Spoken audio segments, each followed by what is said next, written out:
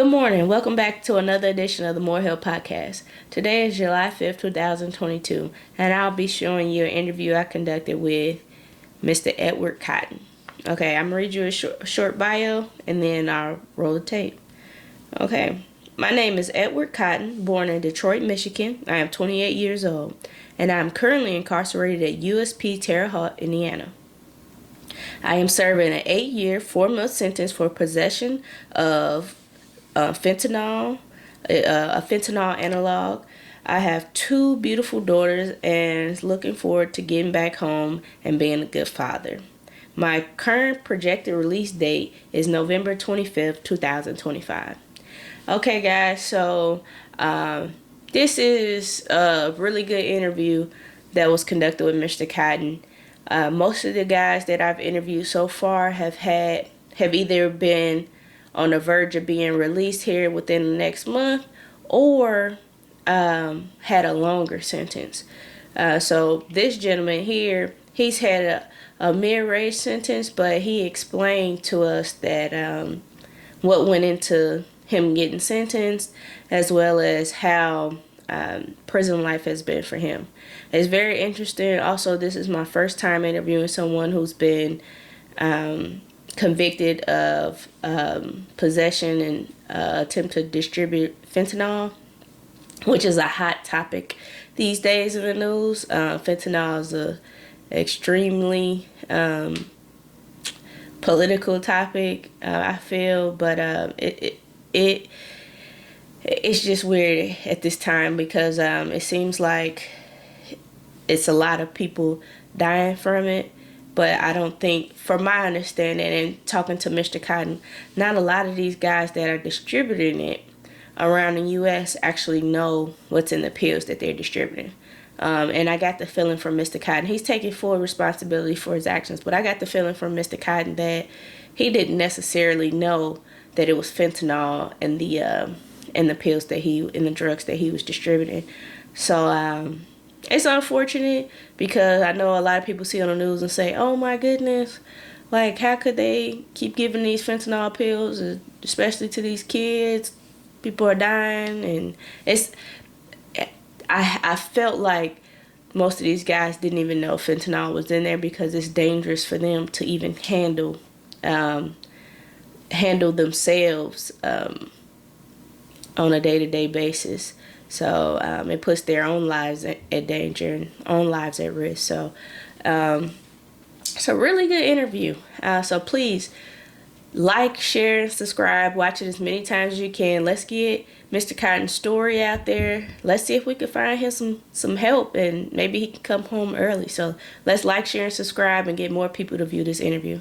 Thank you and God bless. So I just wanted to ask you, how you doing today, and if you can take a moment to tell people your name and where you at. I'm all right today. You know, it's a blissful day, good, blissful morning. My name is Edward Cotton. I'm currently incarcerated at Terre Haute, Indiana, level 7 penitentiary. And yep, I'm here. I'm just trying to get myself together right now. I was reviewing your bio this morning, and you said you were serving an 8-year, 4-month sentence. Do you mind telling the people what you was sentenced for or convicted of?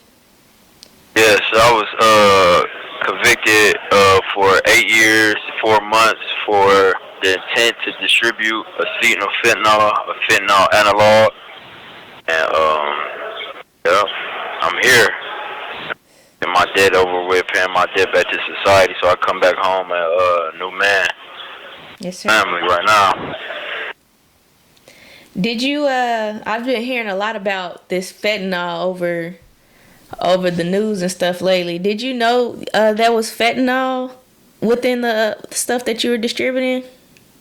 Not exactly. I didn't. I mean, I guess I can have. I mean, it's a drug, so. And it's a new age, so I put myself in that position. So whatever came with it, I was willing to take. And you know, I was out there hurting a lot of people. I didn't exactly know what was in drugs, but I kind of had an idea. I'm gonna take responsibility Yeah. I didn't want it to be true, but I kind of had a clue. Yeah. I just kind of figured that most guys don't even know what's in those, like the pills or whatever. They find out after the fact there's fentanyl in it. You kind of really don't know, how it's being made and what's being put in it, because that fentanyl is even the person handling it can be dangerous for you handling it. So that's why I figured most guys probably wouldn't even know that that's in there. Well, all right, sir.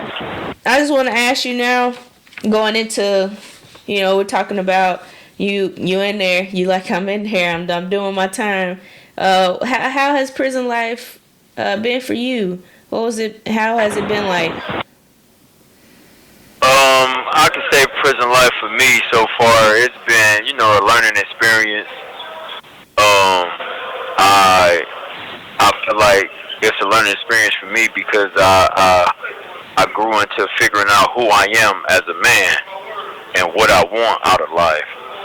And I could actually say I've learned a lot. I got my GED since I've been in here.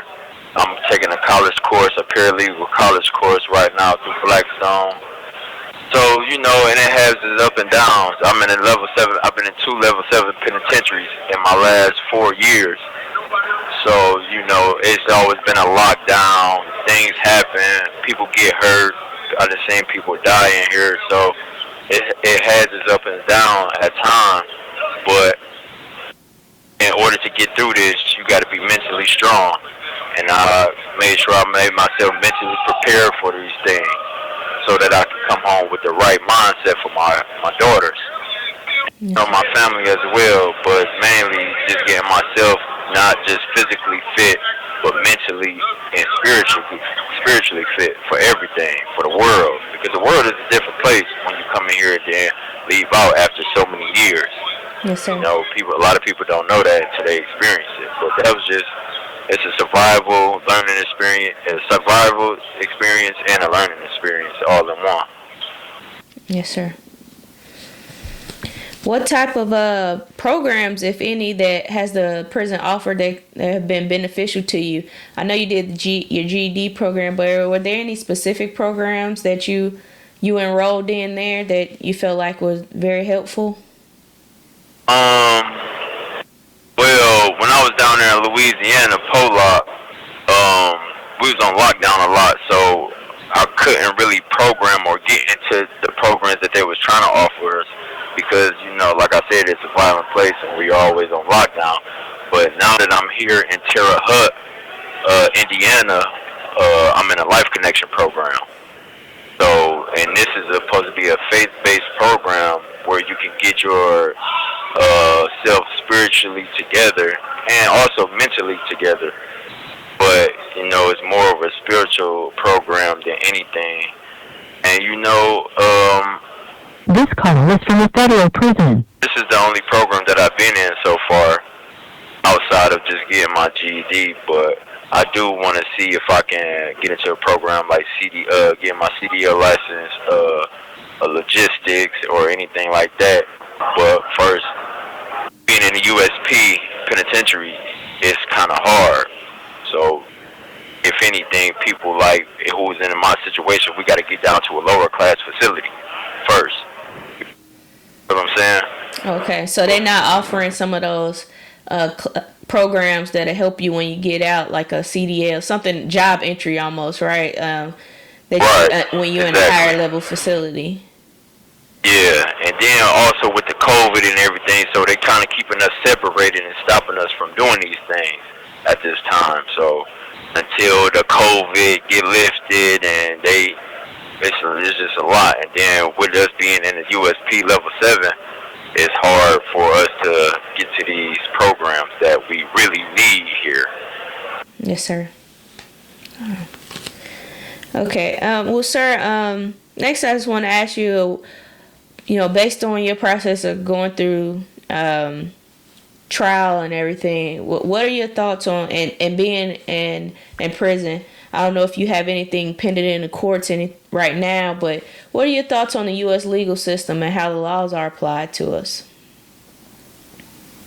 My thoughts stance right now on the legal system is that it's messed up.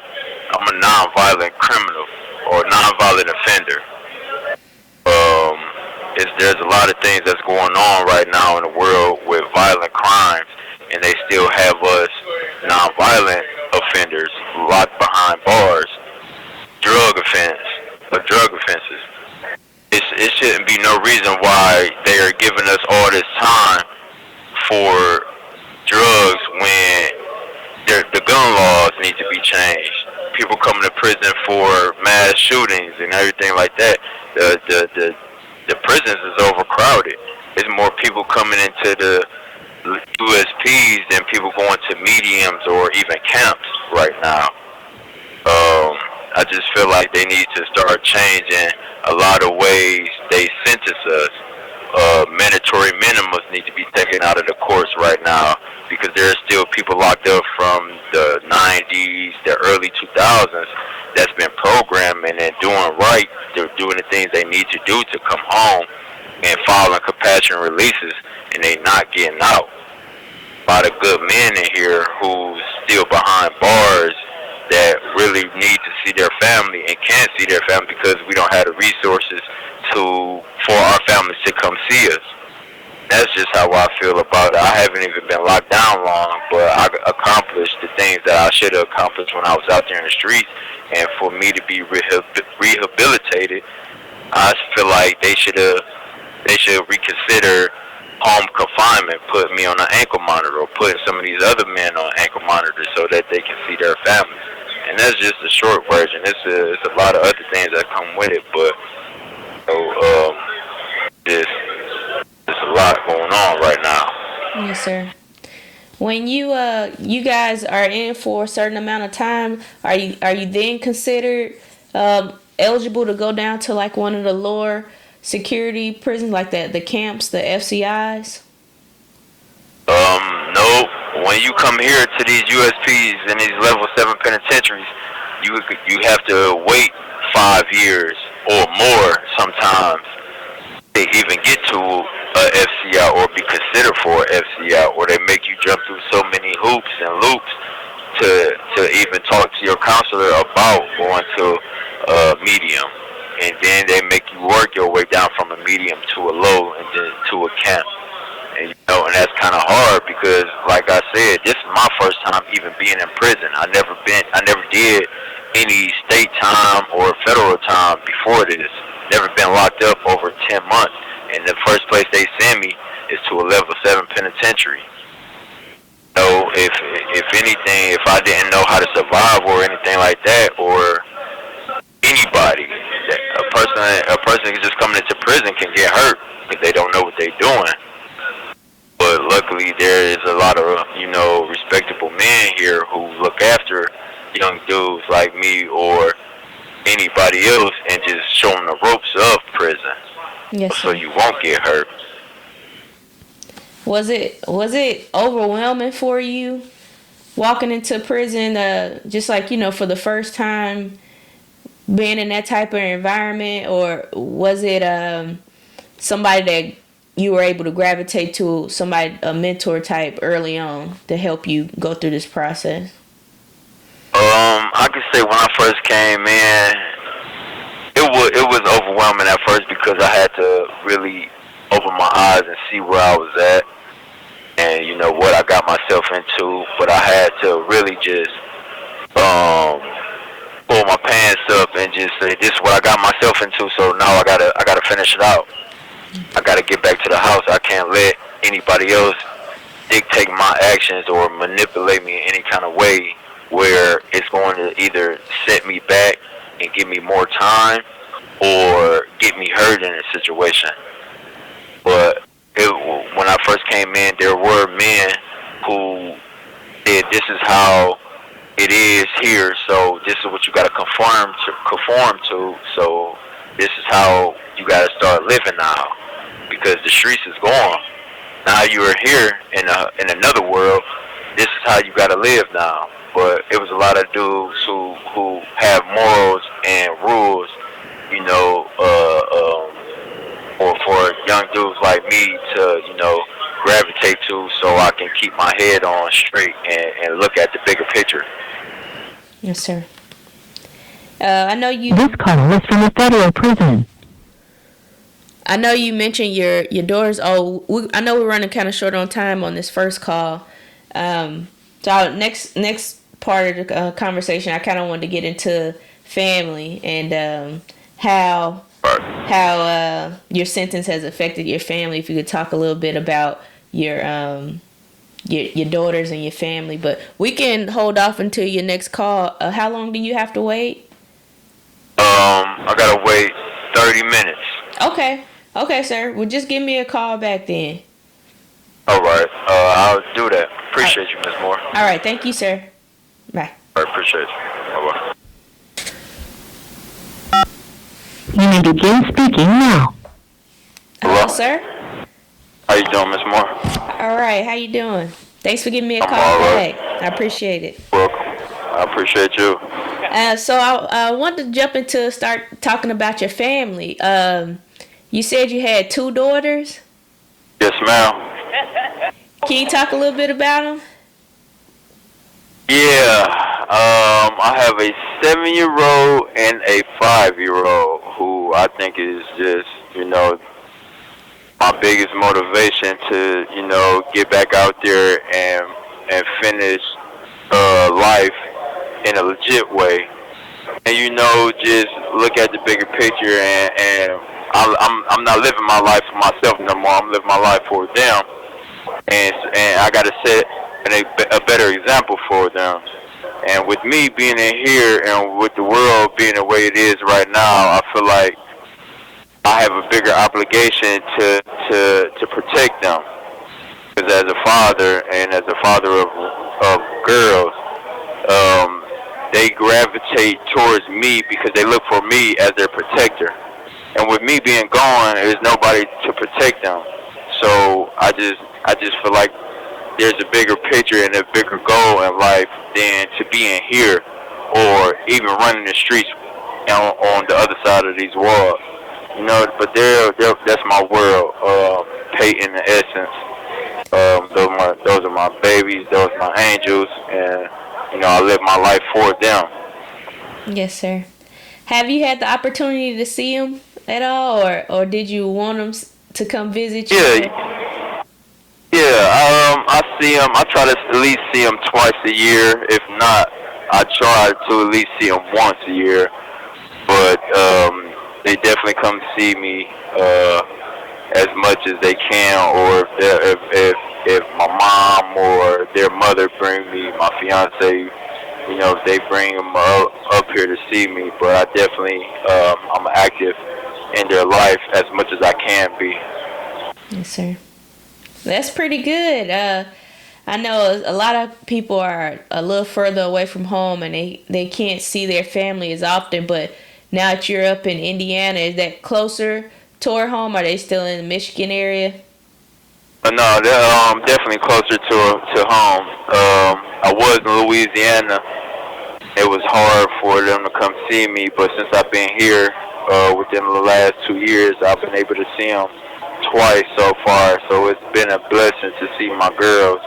And, I just want to make sure that they see me and they know that I'm here no matter what. And, I try to put morals in their mind, even at a young age. The things that I'm learning, I try to get them to understand that life it's a big world out there, and they can be whatever they want to be.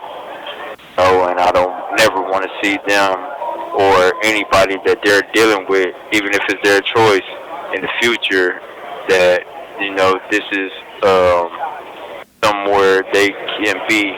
This is not a place for children at all. So it's definitely a good blessing to see them. Yes, sir. You talked about maybe sometimes your mom could bring them up. Can you bring your daughters up? Can you talk a little bit about how you grew up and what was life like for you growing up? Yeah, of course. Like I said, I grew up in Detroit, and I have 2 siblings, 2 sisters, and I'm the middle child. I'm the only boy in my family, in my household. It was me, my mom, my dad, and my two sisters and my grandma. And my mom was a hard-working mother. She worked and went to school at the same time. So a lot of her time went to trying to provide a better life for us. And my dad was a hard worker too, but he was an alcoholic for a long time of my childhood. So a lot of anger and frustration came from him. But you know, sometimes it was abusive, sometimes it was abusiveness, physical, emotional, verbal, and you know, that's where I feel like a lot of problems came from in my life was my dad. You know, it was just me and him as far as the males in the house. So I looked for love from him, and I didn't ever get it. This call is from a federal prison. So I went towards the street to get the love that I was looking for from my dad. I went to the streets, you know, and I went to other people's families. You know, and I think that's what started me off going down a dark path in my life, you know. But other than that, my mom tried her best to make sure I got the things that I could, but it was the father love that I was looking for. So would you say your mom was like one of the most influential people in your life prior to incarceration, or who would that be for you?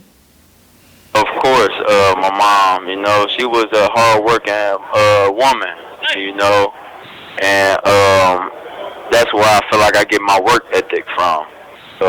Even when I was out there working and stuff like that, I knew how to keep a job, but that never kept my attention.